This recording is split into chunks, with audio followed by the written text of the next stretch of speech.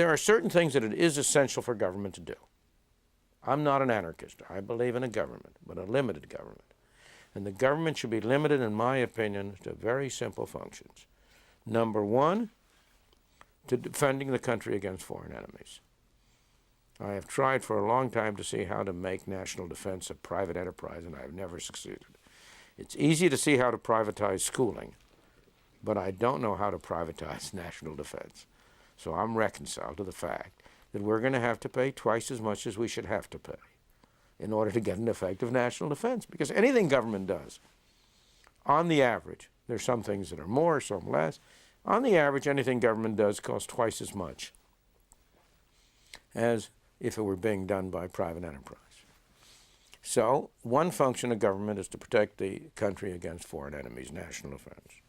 A second function of government, and one which it performs very, very badly, is to protect the individual citizen against abuse and coercion by other citizens, to keep you from being hit over the head, mugged on the street, your house broken into, and so on. And I believe that the government performs that function very ineffectively because it's doing so many things it has no business doing. The third function of government, a very important function, is to define the rules of the game we play. What's private property? If an airplane flies 10,000 feet over your house, is he violating your private property? If he flies 10 feet over your house, is he violating your private property? There's nothing natural about where the line should be drawn.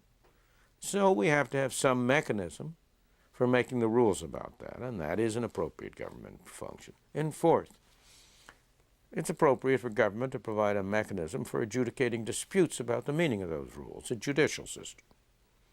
Those are the four essential functions of government, in my opinion, and those are the only functions that are essential. There may be some other areas in which, if you started with nothing more than that, government might conceivably do more good than harm. But from where you are now, if you could only move back in that direction, it would be marvelous. There's no way you're going to do it.